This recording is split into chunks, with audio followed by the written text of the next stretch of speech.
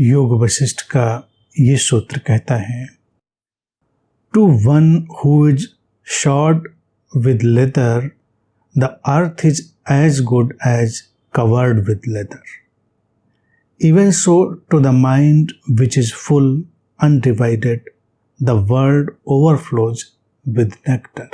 सूत्र कहता है कि जिस व्यक्ति ने स्वयं अपने पैरों में चमड़ा पहन लिया है या कहें उसने जूते पहन लिए हैं, उसके लिए धरती ऐसे ही है जैसे पूरी धरती पे चमड़ा लगा दिया गया, उन्हें उसको कवर कर दिया गया, वो सुरक्षित हो गई।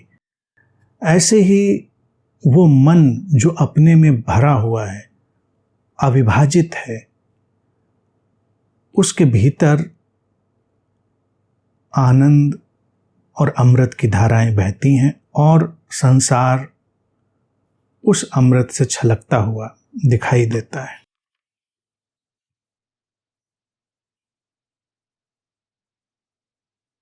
बहुत ही प्रैक्टिकल बात को ये सूत्र कह रहा है और एक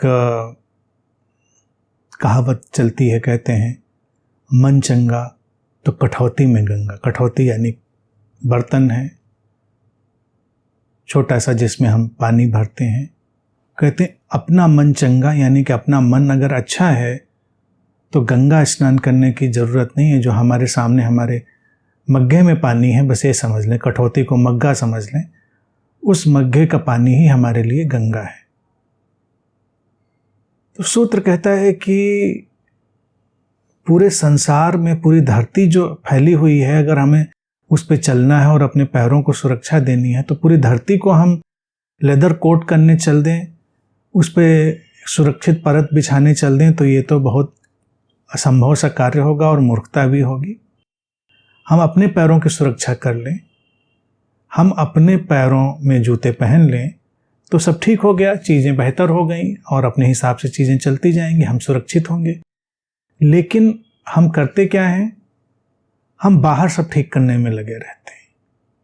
हम बाहर की परिस्थितियां, बाहर के लोग, बाहर की व्यवस्थाएं, वो सब हम ठीक करने में लगे रहते हैं।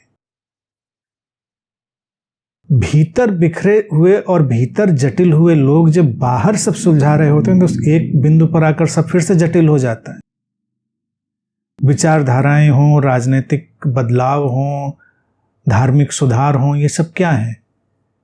एक जटिल मन फिर से कुछ सुलझाने की तरफ निकलता है, स्वयं को सुलझाया नहीं, और फिर बदलाव के नाम पर वो फिर कुछ नया उलझाव पैदा कर लेता है।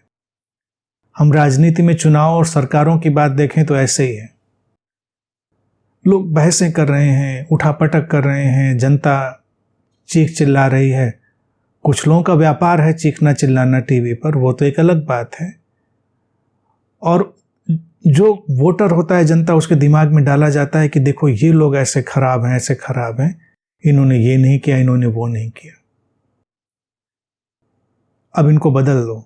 फिर लोग उनको बदल देते हैं, फिर दूसरे आते हैं, फिर वो कुछ नहीं करते हैं, फिर वो कहते हैं इनको बदल दो, बदलते चले जाते हैं।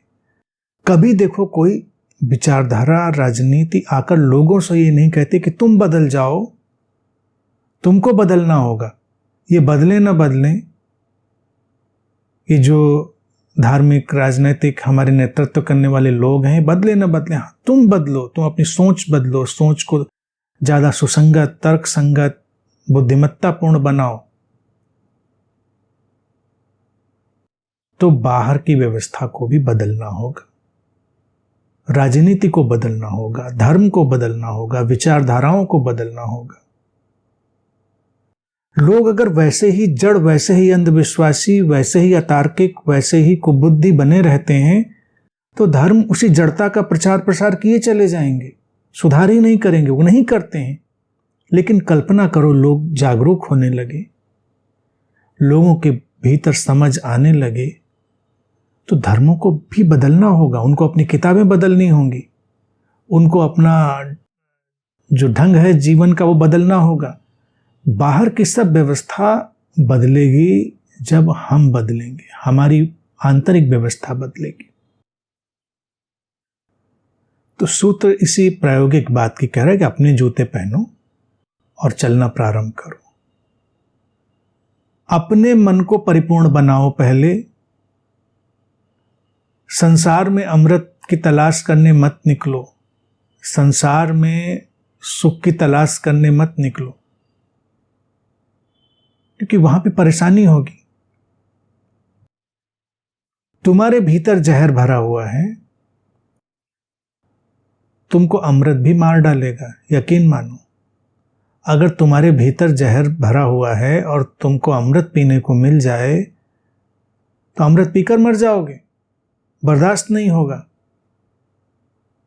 क्योंकि जहर की इतनी आदत पड़ चुकी होगी कि अचानक कोई विजाती या कोई फॉरेन एलिमेंट आएगा और हमें तहस नहस करके रख देगा। तो जीवन में अगर दृष्टिपात करेंगे, अनेक लोग अमृत पीकर भी मर गए।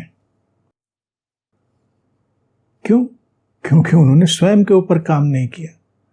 वो हमेशा जो ये नेक्टर, ये ब्लिस, ये आनंद, ये उत्सव, ये अच्छी बातें बाहर तलाश रहे थे। सूत्र कहता है कि अपने मन को अविभाजित, पूर्ण, स्थिर बनाओ, उसको जीतो, तो पूरे संसार में अमृत छलकता हुआ दिखाई देगा। अगर हमको कटुता दिखाई दे रही है, हमको ये सब कुछ दिखाई दे रहा है, तो इसका मतलब वो हमारे ही भीतर है, हमारा ही मन चंगा नहीं है। हमें अपने मन को सरल बनाना है, सुलझाना है, तभी सब कुछ जो है वो हमारे लिए सुलझेगा, अन्यथा उलझा उलझा ही रह जाएगा। संसार ना विष से छलकता है, ना संसार अमृत से छलकता है। संसार वैसा ही हमको दिखाई देता है जैसे हम होते हैं। तो इसीलिए सूत्र कहता है कि अविभाजित मन के लिए, परिपूर्ण मन के लिए ये संसार ऐसा ही हो जाता है जैसे अमृत से छलक रहा है। छलक वलक कुछ नहीं रहा है, ये हमारा ही विस्तार है जो हमको दिखाई दे रहा है। पूर्णिमा का चांद आसमान में देखें तो अलग अलग प्रतिक्रियाएं होती हैं। कई कवियों ने इस पर अलग अलग चीजें लिखी हैं। मन अच्छा है, प्रेम से भरा है, रोमांटिक है, तो अपनी प्रेयसी का चेहरा दिखने लगता है उसमें। कोई भूखा है, कई दिनों से खाना नहीं खाया है, तो चंद्रमा आसमान में तैरती रोटी लगने लगता है। कोई धोखा खाया बैठा है, जीवन में बहुत सताया हुआ, तो उसको चंद्रमा मुंह चिढ़ाता हुआ लगता है। चंद्रमा को कोई मतलब नहीं वो क्या है, वो अपनी जगह है, हमारे मनोभाव उसको बताएंगे।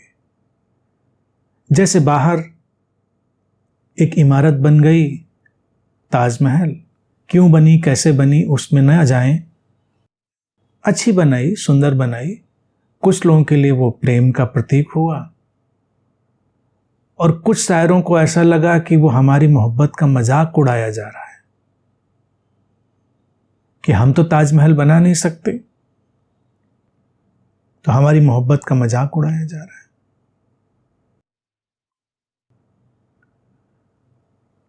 और कई प्रेमियों को यह भी लगता है कि ताजमहल तो हम बना दें, पहले हमारी मुमताज निकलें तो जल्दी। कुछ लोग तो प्लाट व्लाट लेके बैठे होते हैं, कहते हैं सब तैयारी है, पैसा भी इकट्ठा कर लिया, प्लॉट भी ले लिया, अब देर तो आपकी तरफ से हो रही है, आप जाएं तो हम ताजमहल बनाएं। अब ये अगर देखें, मोहब्बत की निशानियां ऐसे ही बनती हों किसी के मरने पर, तो उनका कोई मतलब है? मोहब्बत की निशानियां तो वही हैं जो जीते जी हों, हमारे सामने हों, जो जीवन को अच्छा बनाए, जीवन को उत्सवपूर्ण बनाए। दृष्टियां हैं, यथा दृष्टि तथा सृष्टि, हमारी दृष्टि ही हमारी सृष्टि है, यही बात सच है, सही है, यही सच है। ये सूत्र उसी की बात कह रहा है, अपने को ठीक करो, अपने मन को जीतो, कहीं कोई समस्या नहीं रह जाएगी। हमें दिखता नहीं है, हम ठोकर खाएं तो हम हर जगह को दोष दें कि देखिए कैसे लोगों ने रास्ते में पत्थर डाल रखे, कहाँ दीवारें बना दें, क्या कर दिया। जब हमको नहीं दिखता है तो हम जगह जगह टकराएंगे, और हम अगर देखने में सक्षम हो जाते हैं तो लाख पत्थर हमारे सामने पड़े हों, हम तब भी चले जाते हैं, तब भी हमें पत्थर अड़चन नहीं डालते, हमें हमारे रास्ते बनते चले जाते हैं। तो मूल बात है हमारे अंतर मन का व्यवस्थित हो जाना। सूत्र सीधी सी बात यही समझा रहा है कि अपने आप को व्यवस्थित करो, और अपने आप को व्यवस्थित करने का एक ही उपाय है, मन को व्यवस्थित करना, अपने विचारों को व्यवस्थित करना, अपने मनोभावों को व्यवस्थित करना। और इस व्यवस्थित करने का अभिप्राय है सुलझा हुआ, स्पष्ट, तर्क संगत अंतर्मन निर्मित करना।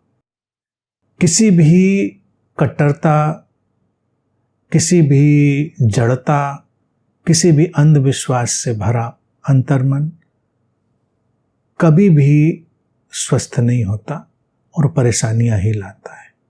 तो अपने मन को चंगा करिए। फिर गंगा ही गंगा है जहां जाएंगे। शराबी को देखो, शराब पी के नाले में गिर जाए, उसके लिए तो नाला भी गंगा ही हो जाता है। वहां भी गिरे तो हर हर गंगे। गंगा नहाने का आदी है, पिया, लड़खड़ाया, नाले में गिरा, उसके लिए हर हर गंगा। तो एक साधक कम से कम बिना पिए भी इतना आनंदित हो सकता है, इतना जागृत हो सकता है कि हर जगह उसे वो अमृत छलकता हुआ दिखाई दे, पूरा संसार अमृतमय बन जाए। लेकिन ये नहीं कि संसार में अमृत है, वो हमारा ही विस्तार होगा। ये नहीं कि संसार में विष है, वो हमारा ही विस्तार होगा। ये अंतर्दृष्टि ही किसी को साधक बनाती है। ये हमेशा स्मरण रखें।